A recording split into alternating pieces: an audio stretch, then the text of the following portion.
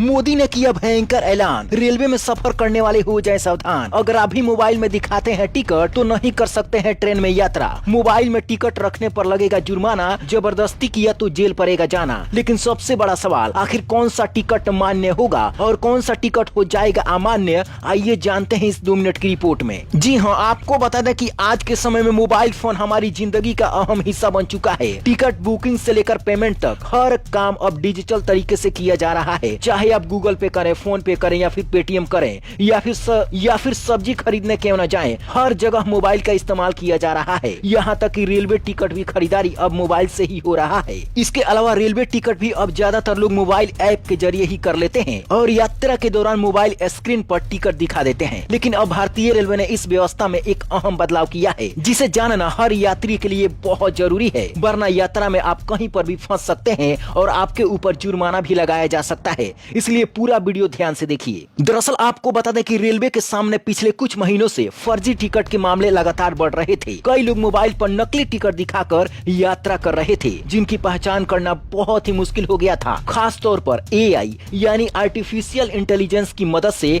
बनाए गए फर्जी टिकट रेलवे के लिए बड़ी चुनौती बन गए थे। टीटी को भी समझ में नहीं आ रहा था कि टिकट असली है या फिर नकली है। इसी वजह से रेलवे को लगा कि अगर नियमों को सख्त नहीं किया गया तो धोखाधड़ी और भी बढ़ सकती है। यहाँ पर सबसे पहले समझिए, रेलवे का टिकट 3 जगह से निकाले जाते हैं। पहला, यूटीएस ऐप यानी भारतीय रेलवे का यह आधिकारिक ऐप है। इस ऐप के जरिए भी आप टिकट बुक कर सकते हैं, लेकिन इस टिकट को भी आप अपने मोबाइल में दिखाते हैं तो उसको अब माना नहीं जाएगा। इसके अलावा रेलवे प्लेटफॉर्म पर कई सारे मशीन भी लगाए जाते हैं। उस मशीन से भी अगर आप टिकट निकालते हैं वो भी अमान्य माना जाएगा। इसके अलावा रेलवे काउंटर से भी अगर आप कोई भी टिकट लेते हैं और सिर्फ मोबाइल पर फोटो खींचकर दिखाते हैं तो उसे अब माना नहीं जाएगा। मतलब जो भी टिकट आप ऑनलाइन निकालेंगे या फिर काउंटर से भी निकालेंगे और उसका फोटो दिखाएंगे तो उस पर आप यात्रा नहीं कर सकते हैं। अब सबसे बड़ा सवाल ये है कि आखिर कौन सा टिकट दिखाएंगे तो आप रेलवे में सफर कर सकते हैं। तो इसके लिए आपको सावधान रहना पड़ेगा। रेलवे ने साफ कह दिया है कि ऐसे मामलों में यात्रियों को टिकट की छपी हुई कॉपी यानी हार्ड कॉपी साथ रखना जरूरी है, ताकि टिकट की सही तरीके से जांच की जा सके। यह नियम मुख्य रूप से अनारक्षित टिकट पर यात्रा करने वाले यात्रियों पर लागू किया गया है, यानी जो लोग जनरल डिब्बे में यात्रा करते हैं उनकी मुसीबत आ गई है। अब चलिए जानते हैं कि कौन से लोग मोबाइल पर टिकट दिखाकर रेलवे में सफर कर सकते हैं। तो आपको बता दें कि जो यात्री आईआरसीटीसी से रिजर्व टिकट बुक करते हैं उनके लिए फिलहाल मोबाइल पर टिकट दिखाना मान्य रहेगा। चाहे आप स्लीपर का टिकट बुक करते हैं, सेकंड एसी का करते हैं, थर्ड एसी का करते हैं या फिर एसी फर्स्ट क्लास का बुक करते हैं, तो आप मोबाइल में ही टिकट रख सकते हैं, उसका फोटो भी दिखा सकते हैं और रेलवे में आसानी से सफर कर सकते हैं। अनारक्षित जो टिकट होता है